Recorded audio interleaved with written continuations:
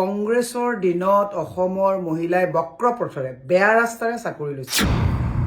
যিসকলে মহিলাই কংগ্ৰেছৰ দিনত চাকৰি লৈ বৰ্তমান চাকৰি কৰি আছে, প্ৰত্যেকগৰাকী মহিলাক তেওঁ অপমান কৰা নাই নে? মই মুখ্যমন্ত্ৰীক ক্ষমা খুজিবৰ কাৰণে মই আহ্বান জনাইছো। অসমৰ মুখ্যমন্ত্ৰীয়ে যোৱাকালি এখন নিৰ্বাচনী সভাত কৈছে যে কংগ্ৰেছৰ দিনত অসমৰ মহিলাই বক্ৰ পথৰে বেয়া ৰাস্তাৰে চাকৰি লৈছিলে। মই অসম প্ৰদেশ মহিলা কংগ্ৰেছৰ দায়িত্বশীল এগৰাকী মহিলা সভানেত্ৰী হিচাপে মুখ্যমন্ত্ৰীক মই তীব্ৰ ভাষাৰে ভৎসনা আৰু গৰিহণা দিছো যে যিসকলে মহিলাই কংগ্ৰেছৰ দিনত চাকৰি লৈ বৰ্তমান চাকৰি কৰি আছে, প্ৰত্যেকগৰাকী মহিলাক তেওঁ অপমান কৰা নাই নে?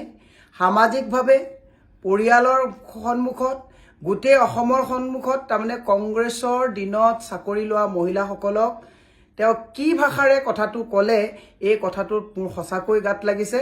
এজন মুখ্যমন্ত্ৰীয়ে নিৰ্বাচন জিকিবৰ কাৰণে অসমৰ মহিলা সমাজক যিটো কথা কৈ তেওঁ কটাক্ষ কৰিলে, বিপ্লৱ শৰ্মাৰ প্ৰতিবেদনৰ কথা ক'লে, মই মুখ্যমন্ত্ৰীক ক্ষমা খুজিবৰ কাৰণে মই আহ্বান জনাইছো।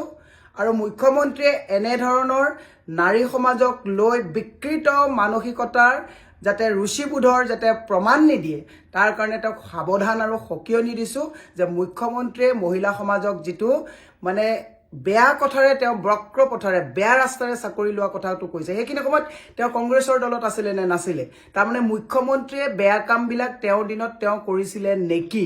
যেনেকে ৰাকেশ পালক তেওঁ লৈ গৈছিল বুলি আমাৰ হাতত খবৰ আছে, তেনেকে যিসকল মহিলাৰ কথা কৈছিলে তেওঁ বেয়া পথৰে মহিলাসকলক লৈ গৈছিলে নেকি? কাৰণ সেইখিনি সময়ততো তেওঁই উঠি ৰজা বহি ৰজা আছিলে। মুখ্যমন্ত্ৰীক এনেকুৱা দায়িত্ব জ্ঞানহীন কথা নকবৰ কাৰণে মই মহিলা কংগ্ৰেছৰ সভানেত্ৰী হিচাপে গৰিহণাও দিছো আৰু সকিয়াই দিছো, আগলৈ যাতে মহিলা সমাজক লৈ এনেকুৱা তৃতীয় পৰ্যায়ৰ কোনো ৰুচি নথকা কথা কৈ মহিলা সমাজক অসন্মানিত নকৰিবৰ কাৰণে মুখ্যমন্ত্ৰী ডাঙৰীয়াক সকিয়াই দিছো। অসমৰ মুখ্যমন্ত্ৰীয়ে যোৱাকালি এখন নিৰ্বাচনী সভাত কৈছে যে কংগ্ৰেছৰ দিনত অসমৰ মহিলাই বক্ৰ পথৰে বেয়া ৰাস্তাৰে চাকৰি লৈছিলে।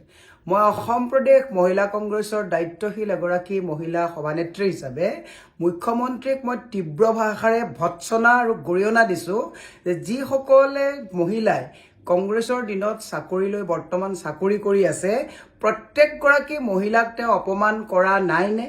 সামাজিকভাৱে পৰিয়ালৰ সন্মুখত গোটেই অসমৰ সন্মুখত তাৰমানে কংগ্ৰেছৰ দিনত চাকৰি লোৱা মহিলাসকলক তেওঁ কি ভাষাৰে কথাটো ক'লে, এই কথাটোত মোৰ সঁচাকৈ গাত লাগিছে।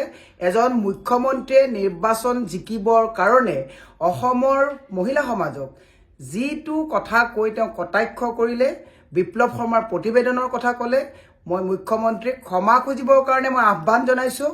আৰু মুখ্যমন্ত্ৰীয়ে এনেধৰণৰ নাৰী সমাজক লৈ বিকৃত মানসিকতাৰ যাতে ৰুচিবোধৰ যাতে প্ৰমাণ নিদিয়ে, তাৰ কাৰণে তেওঁক সাৱধান আৰু সকিয়নি দিছো যে মুখ্যমন্ত্ৰীয়ে মহিলা সমাজক যিটো বেয়া কথাৰে তেওঁ বক্ৰ পথৰে বেয়া ৰাস্তাৰে চাকৰি লোৱা কথাটো কৈছে, সেইখিনি সময়ত তেওঁ কংগ্ৰেছৰ দলত আছিলে নে নাছিলে? তাৰমানে মুখ্যমন্ত্ৰীয়ে বেয়া কামবিলাক তেওঁৰ দিনত তেওঁ কৰিছিলে নেকি?